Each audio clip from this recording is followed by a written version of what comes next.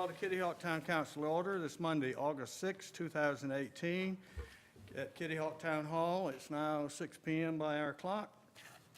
And welcome those that are here. Would you join us for a moment of silence and the Pledge of Allegiance?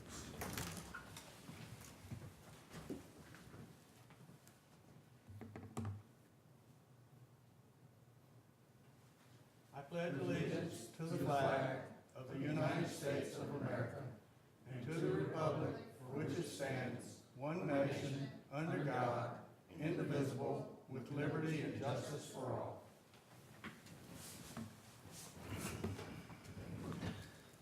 All right. Do I hear a motion to approve the agenda? Motion to approve. Second. All right, there is one change to the consent agenda, so let me back up just a second. I probably should have done that first. We need to add to the consent agenda, D, Hurricane Disaster Debris Removal Interlocal Agreement with the county. It's kind of a bread and butter thing. Do you amend the approval to reflect that addition? Who did it? I did it. All right. With the amended with Okay. the change. Do you still have a second? Second. All right. All in favor? Aye. Opposed? There are none. Okay, next we have public comment. Lynn, we have anybody signed up? No, sir. No one signed up? But I think we have some people that want to. All right, if you haven't signed up, come up, give us your name, address, all your particulars, and let us know. I'm sorry, no problem, Lynn, I'll do that here. Okay. I apologize, I didn't know you would sign up. That's fine? My name is Carl Plassen, I live at 5204 Windsor Place. I have the pleasure of knowing a number of you here, and pleasure to be here. Served a local government capacity in prior life, and now enjoying life afterwards, so there is hope, Andy. Anyway, thank you all for your time. And we do appreciate, during the recent rains and things, Andy coming down and talking with me and trading emails, and Craig, thank you so much too. It's becoming more and more common, and talking about drainage is not going to sit here and say, oh my gosh, we can solve it overnight. We can't, we all know that. Our situation in Kitty Hawk Estates, but especially in front of our specific home, we had heavy rains on saturated soils, and the water had nowhere to go for quite a while, and just no place to drain to. We had about actually at one point we had over a foot of water in the roadway in front of our home, 1 to 2, I'm not sure. I was sent the kid, I think it's Andy, a copy of their picture of the kids skimboarding down there. I guess when you're young, you don't care what's in the water's just there, so, you know. Anyhow, we didn't have mail service for a week until the water lowered enough for the postal carrier to see the asphalt to get to the mailbox. I mean, it was a bad situation. We bought our own pump and pumped for about 96 hours to try and get it lowered. And we're going to install a more permanent pipe to go to the pond behind us. And happy to do that. That's our responsibility as a property. We have a home with a low area in front of the house. That's life. But the problem is the drainage ditches and the culverts in the neighborhood are all in the town right away and really haven't been cleaned or maintained for many years, and thus the water could not go when the flood waters began to recede. I mean, the common sense is, if the water table goes up, because it rained for 10 days, it goes up a foot or two, 3, 4, 2004 it went up 4 feet in Southern Shores, I know. Until the water table goes down, the water's got no place to go. You can pump your drains fall up, but you can't get anything done. Or it's just gonna come back in, or it's gonna hurt somebody else, and especially in our low area. And so my request to you all is a little bit different. What I'm asking you to do is, this problem didn't occur overnight.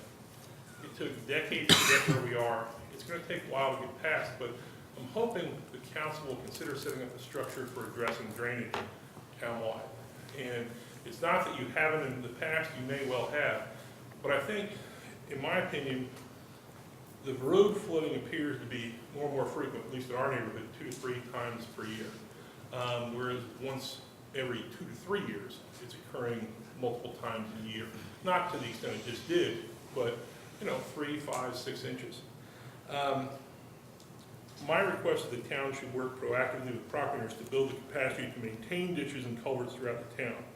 This may be a cost-sharing arrangement, but it needs to be done so that one person's filled-in ditch or plugged culvert doesn't back up the water to all the neighbors behind it. I can't do that as an individual property owner. I'll do my part, but I'm asking the town to help in the town right away to work with everyone around there. What we're talking about is basically, you don't have to pull ditches in most places. Some places, yes, they filled in, I'll just come down the bypass to come here, and you can see all the filled-in ditches. And you can see culverts that just don't even, you can't even see them anymore. There's no place for water to go. Work with the property owners, develop a system. And I'm not saying it has to be done immediately, but just fixing and maintaining the ditches won't solve the future problems. My suggestion to you also, one is an administrative function, setting up a thing in the budget. However, it's going to take, it's going to be a year-round process. It's going to take money, but it's something that affects every property. If you live up on top of the dunes, the Kitty Dunes Estates, which by the way, are in the same subdivision in the swamp, that water, when it hits your ground, you say, oh, it's not a problem, I don't have a drainage problem. Yeah, because it flows down to my property. So we're all in this together, whether in between the highways, across from Nolan, remember Hurricane Irene, when the wake, you can see the water coming over, the breakers coming through, to our place, which is getting more and more saturated, and we appreciate what's been done in the past, but it's a town-wide problem, so it should take a town-wide administrative solution just to take care of ditches and culverts. Second thing is, it's a big issue for the long run.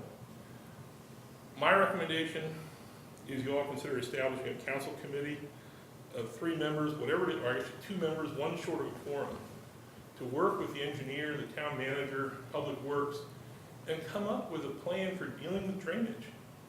Nobody's going to ask you to do it overnight. Well, some people might. But it's going to take a while. But it's going to be a commitment to deal with drainage issues. And so, drainage is a big deal. It's a really big deal for those of us who just dealt with it. And poor drainage causes property damage. It reduces property values. It causes health problems. Mosquitoes are just starting, isn't that fun?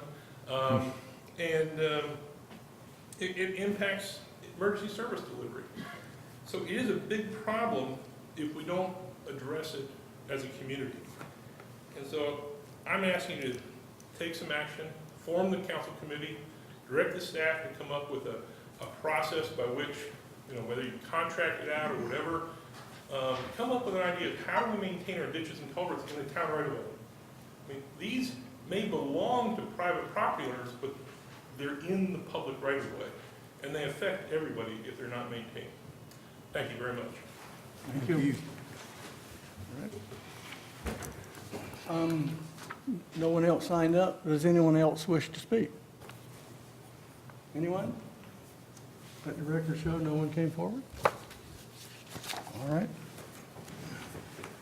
Do you hear a motion to approve the consent agenda as amended? So moved. Second? All in favor? Aye. Opposed? There are none. All right.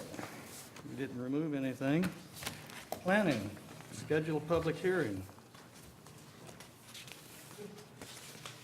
Basically, all we're doing is scheduling the public hearing. Do I hear a motion? Mayor, I move to set a public hearing at Town Council meeting on September 4th, 2018, to consider the proposed text amendment to add section 42-251-34 regarding the allowance of multifamily dwelling developments in the Beach Commercial BC2 district as a conditional use, and amending section 42-419 subsection 1 regarding the minimum size site of a PCD. Does that have a Second? second? All right, second. All in favor? Aye. Opposed? There are none. All right, then the next thing we have is another schedule for a public hearing. Do we hear a motion for that? Mr. Mayor, I'll move to set a public hearing regarding the proposed zoning map amendment at 4907, 4911, 4915, and 4919 Putter Lane for the Town Council meeting on September 4th, 2018. Does it have a second? Second. All in favor? Aye. Opposed? There are none. Rob, I have a question for you. The proposed listing would be MS. Right. Okay. Why do we need the M, since it's a governmental? What we're doing is governmental. Is there some reason that the M, it has to be medical and governmental? Right, we don't have just a separate governmental zoning district. It's lumped in as the MS1 as the emergency service or emergency and governmental service. So it's in our code? Yes. Okay, that's why, I just wanted to make sure we were clear on why we had to put medical, because it sounds like we're extending the medical, but that's not really what we're doing. Not the intent, right. Okay, thank you. All right. New business, a grant application to Dare County to get them to help us to pay for a proposed walkover to a part of our conservation that actually the town owns and we don't have any access to. Do I hear a motion to approve the submission to the county tourism board? Do I hear a second? Second? Any comments? All in favor? Aye. Opposed? None? Okay, town manager, you got anything for us? Just a couple things. Just a reminder that the next council meeting will be September 4th, which is a Tuesday, instead of a Monday. I also would like to show you a little video here while we got a little time this evening about some things that the fire department is doing. I know Mike is here, but I know he's been trying to do a lot of training, get people to come here and train the fire department as a whole versus individuals going to different places for training. So it's been a lot of good things I think have taken place over the last couple of months. And I thought this video kind of showed some of the buy-in, not only from the fire department, but also our business communities. Let me. Training is.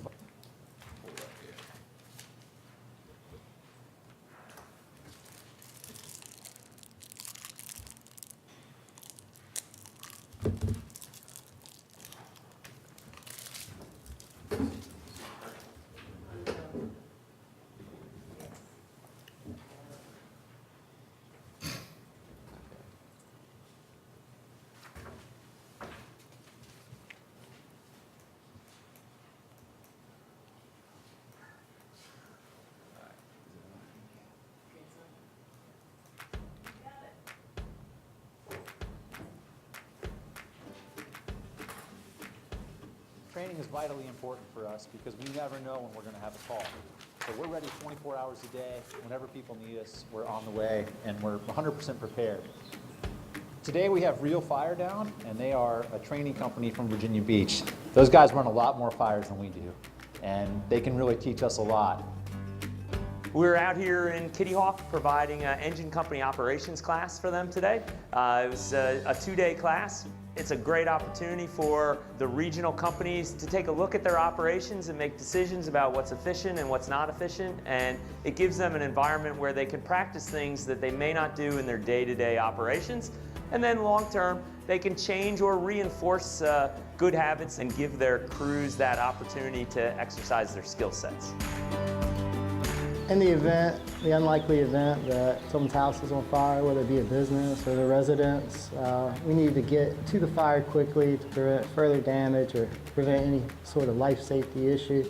So the faster we can deploy our hose, get water to the fire, the better off the potential victim or we as firefighters are going to be. We started yesterday and we were doing basic engine company operations. So the fundamental engine company operation is to get water on the fire. So most of what they were looking at was stretch and hose, various types of stretches, different distances, different elevations, and getting a layout that was consistent and easy and fast. So they took that as a building block and they came today and they looked at one of their high-rise buildings and they got into high-rise operations, and rather than operating off the engine, they were operating from standpipe connections today. And they looked at various circumstances that they might have in this building and different ways to be effective and get the job done, put fires out if they were to occur. I was presented with a cool idea from Chief Talley of the Kitty Hawk Fire Department. The idea was to come here and train on property. Learn the facility, learn the stairwells, learn the ins, learn the outs, and I just thought it was brilliant. And it's just a nice feeling to have a local fire department that cares and wants to make everything safe and wants to actually gave us an opportunity to train our employees on life situations, on how to respond and react. And I can't wait to do that and looking forward to taking advantage of their expertise and hopefully the near future. We train every shift. So when we work a 24-hour shift. We come in at 8 o'clock in the morning and we're there until 8 o'clock the next morning. So as long as we're not busy running calls all day, we train every day. We have to be flexible because if we have calls all afternoon or all morning, we might not be able to fit in training. But we always learn something from every call that we run. So even if it's not a formal training, we're still growing and learning.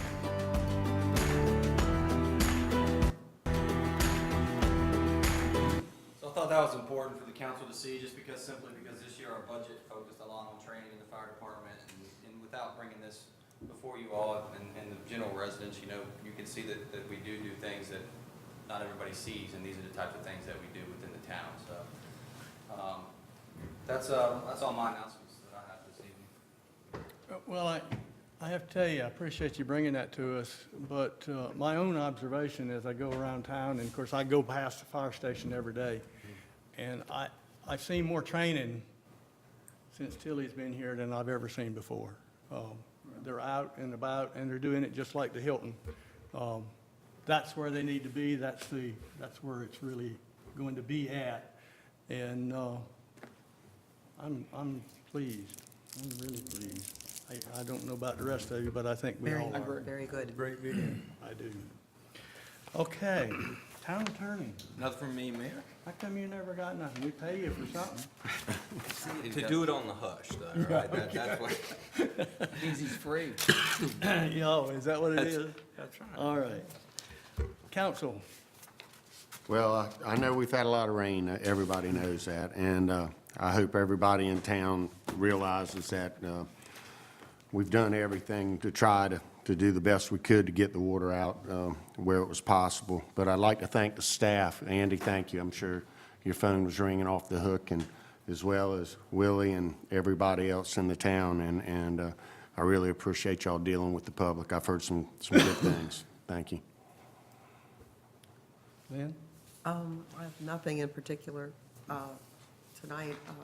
I had heard a while ago that the Living Shoreline project was going to be pushed to the first of the year to start, but now I understand that we're actually going to be starting work soon.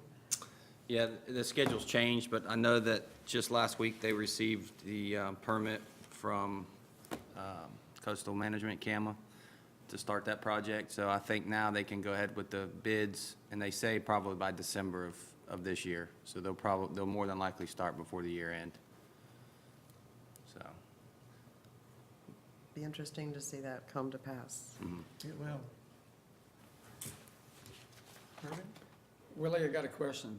It seemed like back in the archives of my memory, at one time, there was some kind of drainage pipes that went from Kitty Hawk Estate under the highway. Is that true, or am I? You are very, That's before me. I am personally not aware. I've asked the same thing, and we're told they were there, and when they widened the 4-lane, Mr. Classen, you may know more, that those drainage pipes were no longer workable. That's what I was told. But I think the reason I'm asking this, because I think that under Cliff Perry, I think that they were opened up at one time, and we might want to make a call to him and find out. Where But would if they that's drain to? Could you check over to the pond across at Southern Shores. right across the road? I didn't know that. And this has been. I will check with the former mayor, Okay. see if he remembers. And just, I mean, I might, like I said, I remember something about They were. that at one time. But that pond and the ponds on your side were all full at the same time. So at that point, it wouldn't drain. It would have to be, of course, the Southern Shores ponds do go to the sound, so that's what that would be all about. Yeah. Okay. Just that getting the makes water sense. moving. it I used to be, wouldn't have known the that. problem It at Kitty Hawk never- Estates used to be really, really, really bad. I mean, this is for your time. I mean, it was really bad back there. It was just, it stayed damp all the time. And I think that was part of, a thing to solve that issue. And I think it did temporarily, until they were clogged up or. Okay, all right, because I drove back there and I didn't see any place for the swales that exist to really go to. But that said, now that you brought it up, we'll segue it into Andy, have Public Works have a look at the drainage ditches, see if they do need cleaning, culverts, things of that nature, and bring that back for us to perhaps budget if you determine it's needed.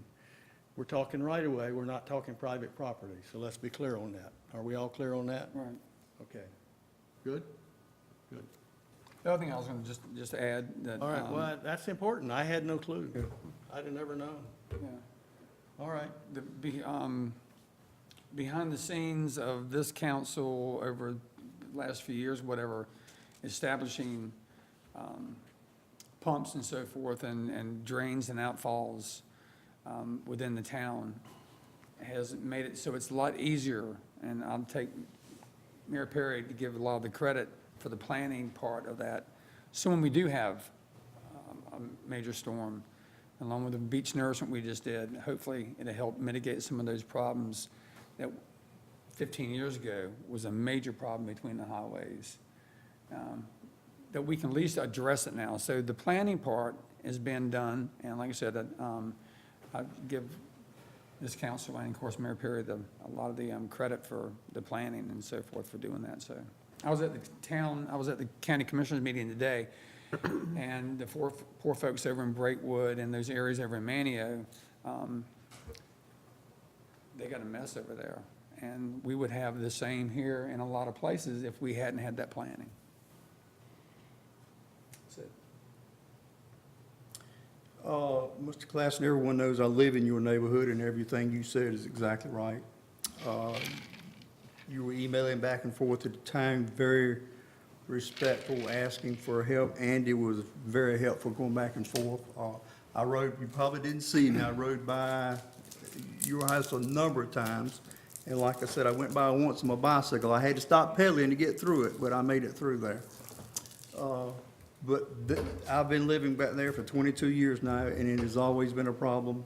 It seems to have gotten worse. With that being said, that is certainly not the only area in Kitty Hawk that has problems. We had some other areas too. One question, do you remember it being that bad in your area before things were built up in your backyard back that way? I don't know the timing of when that development occurred. Okay. I mean, the common sense is the more development we have, the more runoff, which increases the speed of the flow, if not the volume. Right. And so those of us in low-lying areas are going to be impacted more, so the goal is to get it out. Whether it's the culverts like the mayor's talking about, I'm not sure what the status of those is either. I really don't, I know what you're talking about. I was in a different job at that time, and I remember the discussion at that time, but I don't know how it played out. The goal is to, when the water table goes down, to move the water both into Kitty Hawk, the coastal reserve, or into southern shores. And those ponds kind of serve as equalization basins between the two. And that works out really well, I think. Mayor, you've been around this a lot longer than I have involved in the planning, but that's my recollection. It's very big. And what the mayor said is exactly right. I've got a pond behind my house, and it was way up in my backyard, so there was nowhere for the water to drain to if there had been drainage. But if we could do something about, maybe check on those pipes under the road and to see if that would help us at all. But it's also, if I may, it's also around the neighborhood. It's all over, and this is, I think it's all over town, just driving around. If you kind of keep your eyes open about the number of ditches that people have either deliberately or inadvertently filled in over the years. And certainly, when was the last time any of us had our culverts blown out, either as individuals or as communities? And that's what causes it to back up in my case, 3 homes down, and it was literally about a 1.5 to 2 foot difference in the depth of the culvert. So there's just no place for it to go sometimes. So I'm a big drain people. My daughter, my 17-year-old thinks I'm nuts, but All right, they'll have a look at it and give us a recommendation of some sort. All right, I've got several things. I expected more people, to be perfectly honest. I expected some folks from Rabbit Hollow, but that didn't happen. That doesn't alleviate the problem that we've had. Staff's had numerous calls, I've had some, and I want to read something into the record, and then I have to ask council for some concurrence. Some current issues over pumping floodwater in the Rabbit Hollow area of town require the following response. One, the town responsibility regarding removal of water in town is established by a procedure approved by NCDEQ, Department of Environmental Quality. The limiting factors are pumping shall cease when roadways are passable by all emergency vehicles with not more than 3 inches of inundation, or water levels at the concrete sump locations preclude additional pumping. 2, because the town installed pump-out facilities and worked with NCDEQ, the policy is far more lenient than was possible in past flooding events. It would be terribly wrong and place us in danger of losing beneficial compromise should the town illegally attempt pumping in excess of agency requirements. 3, with regard to past pumping of the Rabbit Hollow area, the water levels on road and public infrastructure met the criteria for pumping, but the town had no way to pump across 158. That necessitated pumping on the west side and use of property as a discharge site. To remedy that, NCDOT allowed the town to install a new line under 158 with connection to the Tateway pumping site. 4, unfortunately, the pumping system on Tateway has been problematic since installation, which has prevented pumping at that station during the current flooding event. The contractor responsible for installing that piping was brought to the scene and has been fixing numerous leaks ever since. 5, the pump was not relocated to Rabbit Hollow because town roadway and public infrastructure at that location were not impacted to the level dictated in the approved NCDEQ plan. That said, NCDEQ did grant permission to test the new pipe, and for that reason, the pump at Tateway remains at NC12 in order to keep the contractor working on the problem and have a mechanism to test completed repairs.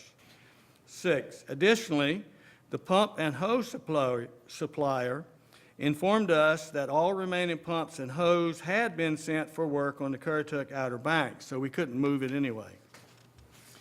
Now, Casey, a question for you. If a town commits to pumping a individual yard, does that not commit the town to pumping any and all that ask for it? It sets one heck of a precedent, yes. I mean, I would say that there's zero doubt in my mind that there's no obligation, number one, for the town to go and do so. And there's also zero doubt that if we did, I think a lot of people would of course come and ask for that same courtesy. Okay. Well, unless somebody here dissents, we don't pump private property. I agree. Right-of-ways, that's our obligation. All right. Now, during the conduct of looking at trying to pump the Tateway, it became obvious to me that we need a culvert across Tateway. And Andy and Public Works Director said that they talked about that for a while, and I said, well, let's stop talking and do it. Do you consent to that? Yes, sir. All right. So we need a culvert underneath Tateways, and what that will do is give us access across to the side where Napa and that other business is located. And I'm not sure about the one where Gateway Bank is. I looked at that, and I'm not sure if that's a culvert or some sort of a sluice box. They have a box. The culvert is a 12-inch culvert, which is not big enough. That needs to be a larger pipe. So we need to do 2. Yes, sir. All right, Andy, you got that? All right. And just so folks who might be listening to this program know, I want to speak to what might at some point when you're calling, complaining about something, and the town staff says, we cannot do that. At some point, they're being nice to you, they're trying to listen to what you got to say, but they don't have to take everything you can give them. And at some point, that can turn into verbal harassment. Casey, can you give us some sort of a, Well, I can give you a personal example from down in KDH, who I also represent them. It arose to the point there, it was a little different, but I'll limit it to something very simple. Guy was essentially, stop work order was issued. He did work without a permit and proceeded after that. He didn't want to hire a contractor. So he began calling the town, trying to fix his own problem, didn't know what to do. That resulted in 10 calls a day, if not more. Some harassing comments, some condescending remarks, things of that nature. Well, it continued to the point where that gentleman has now got a no contact order in favor of an entire town. So, which was the first that I had ever had done, but we had to go essentially take out a civil action, and now the man is no longer allowed to contact town officials or come on to town property, so where public offices are. So the idea of calls and just badgering is what really I usually refer to it as. It doesn't have to be taken, and it can reach the point where the town can be done with it. all right. I got a list of names.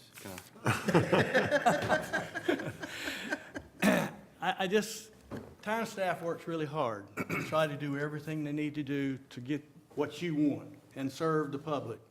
But there is a point at which you can't be served, and they don't need to take that. And I would like for people to begin to be civil if you can. I know in our climate in today's society, that's not working well for us, but I felt like I needed to say something in a public forum, and they just don't need to take some of the stuff that you're giving them. They're doing what they can do. All right. Spoke to that and that. One last thing. I went over to see the site on our website for the points of interest in the Kitty Hawk. That's good. Thank you. But I noticed that the Kitty Hawk Town Park was left off. And I think I know why that was done.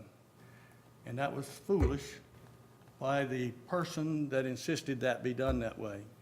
Council, do you see any reason why the Kitty Hawk Town Park should not, and that's Dare County owned, but it's as much a part of Kitty Hawk as the recycle center and boat ramp? Do you see any reason why that should not be a part of that?